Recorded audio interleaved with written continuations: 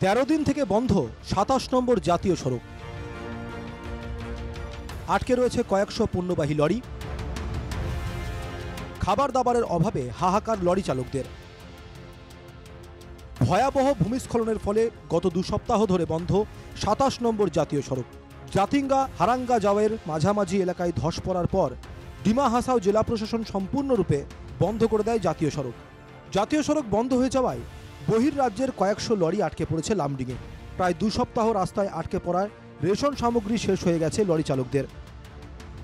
জাতীয় সড়ক বন্ধ, তাই দাম বেড়ে গেছে চাল, ডাল, আলু ইত্যাদি নিত্য প্রয়োজনীয় সামগ্রীর। ফলে ভয়াবহ সমস্যার মুখে পড়েছেন লরি চালকরা।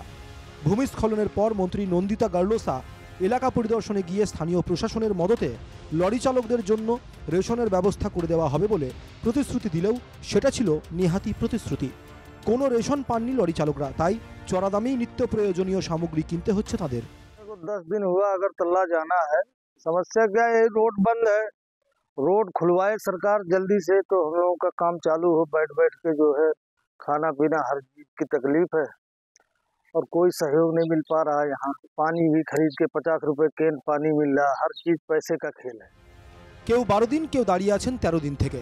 সবচেয়ে বড় সমস্যা হচ্ছে অনিশ্চয়তা। কবে খুলবে রাস্তা কেউ ঠিকঠাক বলতে পারছেন না। এটা প্রশাসনের তরফেও পাঠানো হচ্ছে না কোনো বার্তাই। ফলে অভাবনীয় এক অনিশ্চয়তার মুখোমুখি লরি চালকরা। আমরা 13 দিন ধরে দাঁড়িয়ে আছি। আমরা এখানে রোদের মধ্যে আমরা খাবার দাবার বাড়াচ্ছি, খুব কষ্টের মধ্যে আছি আমরা। আর এখানে কোনো সেরকম কোনো ব্যবস্থা পানিও নাই, কিছু গরম। এখানে এত রোদের তাপ, গাড়ির ভিতরে বসতে যাচ্ছি, তাই গাড়ির ভিতরে গরম, এই রাস্তায় গরম। কি করে চলবে মানুষ, কি করে বাঁচবে বলো? এখানে কোনো হেল্পের কোনো জায়গা নাই। একদিকে রেশন নিয়ে সমস্যা, দ্বিতীয়ত অনিশ্চয়তা, আর সবচেয়ে বড় সমস্যা হচ্ছে অসহনীয় গরম। তীব্র গরমে গাড়ির ভেতরে থাকতে পারছেন না চালকরা। রাস্তাতেও কাঠ ফাটা রোদ্দুর। পাহাড়ের মাঝপথে গাড়ি ফেলেও যেতে পারছেন না চালকরা, কারণ কোটি টাকার সামগ্রী রয়েছে প্রতিটি লরিতে। চালকের তত্ত্বাবধানেই রয়েছে লরিতে থাকা সামগ্রী। নষ্ট হলে বা চুরি গেলে জবাব দিতে হবে চালককেই। এই পরিস্থিতিতে ঠিক কী করবেন বুঝতে পারছেন না চালকরা। অনিশ্চিত এই পরিস্থিতিতে তারা চেয়ে রয়েছে আকাশের দিকে।